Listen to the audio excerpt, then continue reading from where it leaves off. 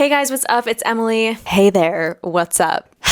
Hey guys, it's Emily. Welcome back to my channel.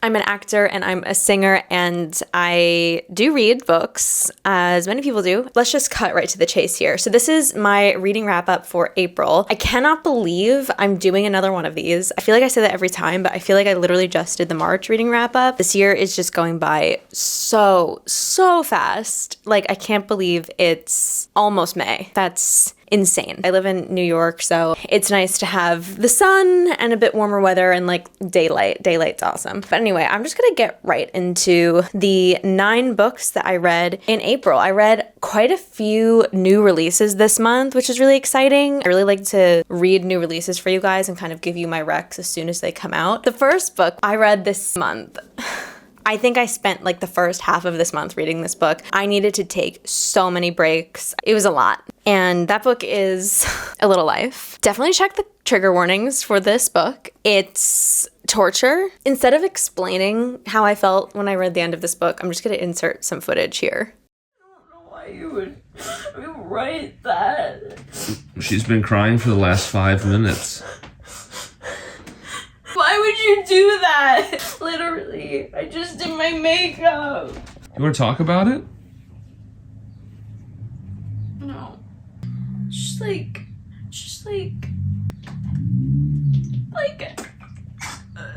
what's the point? Oh, no. I'm so happy I don't have to read that anymore. Oh, God. Is it engineered in such a way that it keeps you from crying until the very end? No. Are you happy you read it, or do you wish you hadn't? I'm happy I read it, and I'm happy I never have to read it again. Did you learn something? I learned that life is really sad. But it's also beautiful. Wait, is it? It's not beautiful in that book. I don't know what to do with myself for the rest of the day. Do you think whatever happens in that book, everyone in their life feels at some point? Or No. Oh, God. I would say I'm glad I finished this before like spring really sprung. I would not want to read this in the sunny months. I would definitely save this for next winter. Yeah, it's about these 4 friends that live in New York, and it kind of chronicles through their lives, the decades of their friendships, and the one main character, Jude, has been through some things.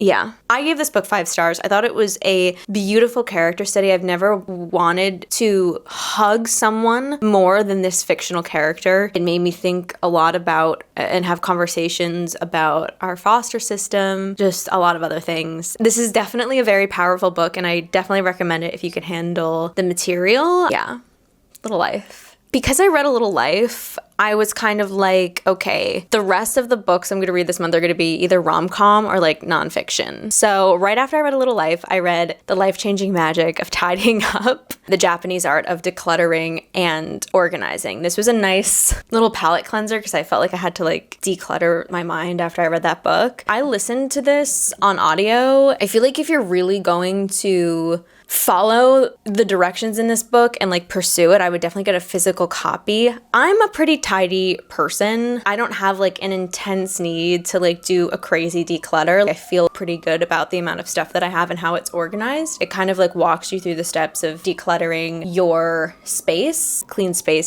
mind kind of a thing, which is something that I really believe in. Basically, her formula is, in summary, you have to get rid of stuff and then organize it. She's like, do clothes first, then books, and then paperwork, and you know, all this stuff. And she just gives a lot of advice on like what things to get rid of, how to get rid of them, why you should get rid of them, where you should put them, who you should not tell that you're getting rid of things, all that stuff, and then walks you through how to organize it. Just kind of listening to it. Like, again, I didn't pick up this book with the intention of reorganizing my space, but there are definitely some things that like I might go through my paperwork this week or next week, and I'll have like a clearer idea of what to get rid of, and I'll probably get rid of more stuff than I would have before I read this book. So I feel like this book can really be for anyone. If you are really messy and untidy and you feel like it affects your productivity in day-to-day life, I would definitely take a look at this. When everything has a place and you don't have all this clutter around you, you do function better. But if you're like me and like you are pretty organized and you don't hoard as many things, it's still a helpful book to read to just kind of expand that a little bit more, if that makes sense. I gave this a 4-star. There were some things I kind of wish she went into more detail around. I think she also has a TV show where she like goes in and tidies up people's spaces. Her main thing is like, you're supposed to hold an item and ask if it brings you joy. And if it doesn't, you should get rid of it. Okay, the next book I read is First Light by Liz Caron. This is the sequel to Night's Edge, which came out last year. I love this duology so much. I think it is such a unique concept. You think, oh, it's like a vampire story, but it's a very unique world and unique concept, the way that she writes it and the characters that she writes. There's a new character in this that I love named Cora. I love her. I don't want to tell you what this book is about because it's the sequel, but I'll tell you what the first book's about. It's kind of like a Mommy Dearest meets vampire story. The way the vampires function in this world is they're not called vampires. They're called, I think, like Saratovs, but they call them Saras for short. And it's basically like an infectious disease in this world. So it's kind of treated not dissimilar to the way COVID was when COVID kind of first hit. We were all in quarantine. But I just really enjoy the world building of this and the characters. The pacing is really amazing and her writing is just so good. I feel like she has such a unique voice. Her outlook on things and her perspective is like very present in her voice, and I just really appreciate that. So I gave this a 5-star. I would highly recommend reading Night's Edge and First Light. Night's Edge is like not even 300 pages, and then this is a little over 300. They're both really quick books and a really fun time. Okay, the next book I read is Educated by Tara Westover. It's basically about this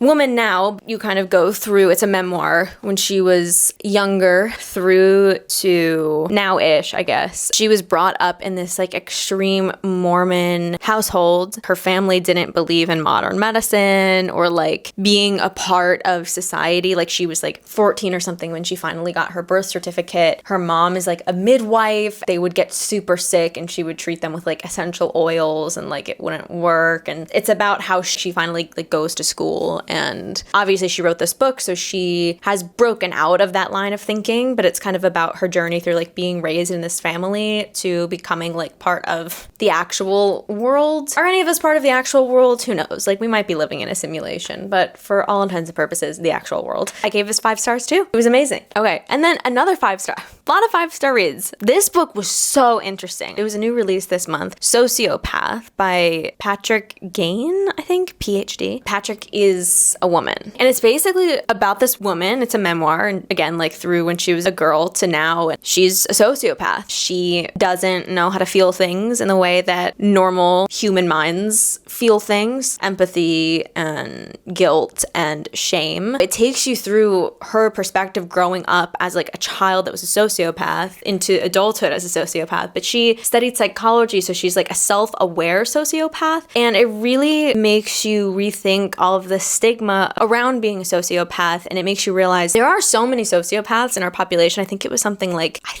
like 4 out of 100, I think she said, people are sociopaths, and it's like a spectrum. The education system is made for a very specific type of mind in the way that it functions, and so it's just like the world. And as much stigma as there is around anxiety and like depression and other mental illnesses, I do feel like there are treatments for them. Professionals can guide you to coping with those issues, but being a sociopath is very different. There's not a lot out there to help people with that. It's damaging not just to them, but to everyone else, because sociopaths, there's a lot of like compulsions that they have that are like not under control. It really just shed light on this kind of like crisis that we're in that like we don't really even know about, because there is so much stigma around being a sociopath. You think of like serial killers when you think of sociopaths. You know, most people that are sociopaths are just people that feel like really isolated and weird and like they don't know how to function with other humans. So it was really sad actually in some points. Ultimately, she is married and has kids now, is a good mom and like a functioning human. It was really interesting. I've never thought about sociopaths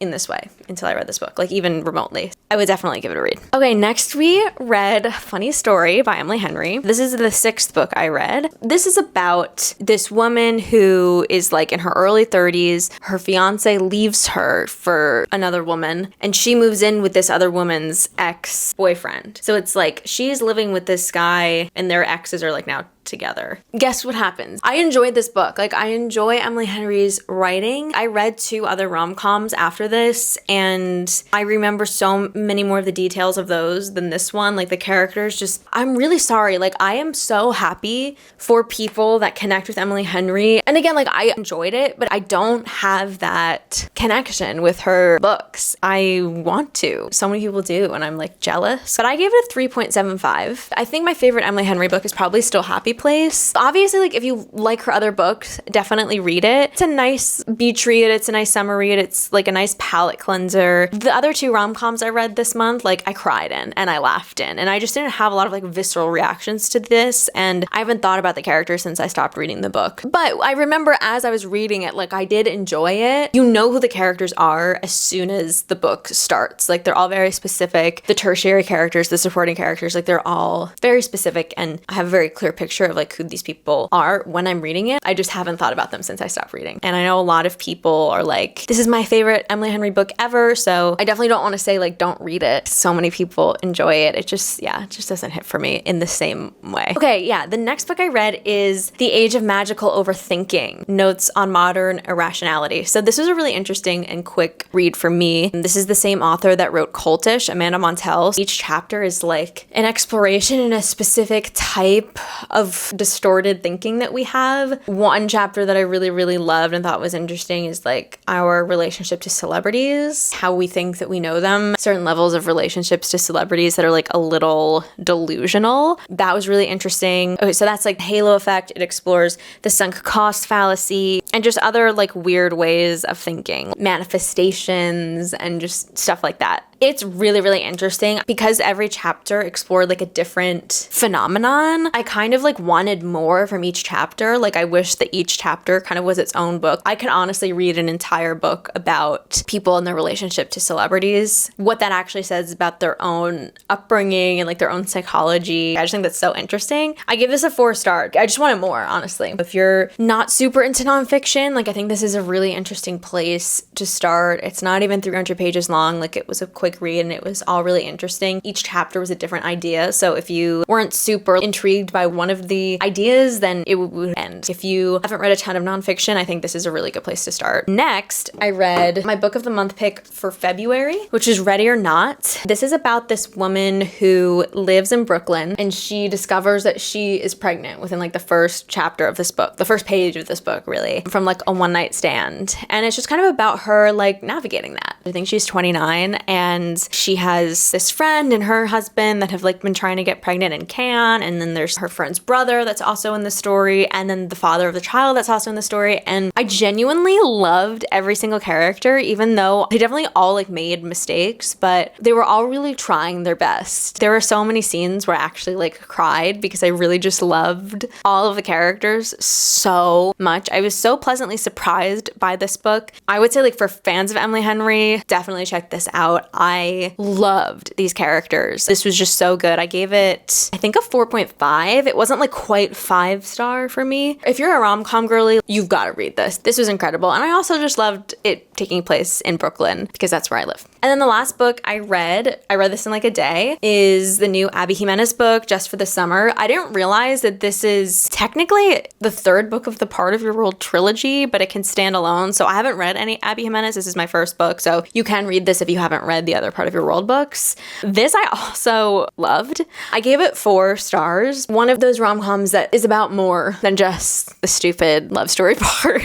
It's about this girl, Emma, who was kind of like raised in the foster care system, and her best friend now was her foster sister. She'll date people and then they'll break up, and then after they break up, those people will like, the next person they date, they end up like marrying. So it's like kind of a curse. And then she finds this guy, Justin, on the internet who has like the same affliction, so to speak. And so they kind of make this deal. They're like, okay, well, if we date, then we'll kind of like reverse the curse for both of us and then we'll both find love. Which honestly kind of sounds stupid. Similar to Ready or Not, like I really just loved each character so much. I don't want to give too much away, but it's definitely like about other things. It gets deep and I really enjoyed this. Definitely a great summer rom-com. These two books I would recommend over Emily Henry, personally. Read all of them, but I really enjoyed those last two. It was nice because I feel like we started off with Little Life, we read a lot of nonfiction, we read about sociopaths, so it was nice to like finish off the month as the sun started coming out with some just like more rom-com stuff, even though they did make me cry. Both of these books, I kind of teared up. Yeah, those are the 9 books I read in April. I am on track for my reading goals for the year, which is exciting. I'll just give you an update. So I wanted to read 75 books this year. That's like my goal on Goodreads. My actual goal is 100, but I also don't want to like have this like unattainable goal and then read to just like get through books. So my actual goal on Goodreads I set to 75 because the most important part to reading is getting lost in a story or an idea if you're reading a nonfiction book and really just either learning something or really like engrossing yourself in that story. And it's really hard to do that sometimes when you have a goal in mind because then your mindset just goes to like getting through books. I'd love to say I read 100 books at the end of the year, but 75 is like my official goal. Anyway, so I've read 39 books so far. So I'm 15 books ahead of schedule. I think I can probably get to 100 if I read. I think you have to read like just a little over 2 books a week on average. And there are weeks where like I'll read parts of a book, but I won't like finish a book. And there's other weeks where I'll read like 6 books. So it's just like, it depends on the week. It depends what I'm doing. I'm just kind of like letting myself be the reader that like I want to be and like need to be for myself. I don't know why I'm getting to this tangent, but I just want to say I'm on track for this year. I've read so much more frequently this year than I've read any other year. And it feels really nice. I just love reading. Yeah, let me know if you've read any of these books. I really have been interested in staying on top of new releases. Let me know if you've read any of these, what you thought, and if you recommend any other new releases from either this month or the previous month or whatever. Thank you guys so much for watching. I have a fun video planned for Friday, so stay tuned for that, and I'll see you then. Bye.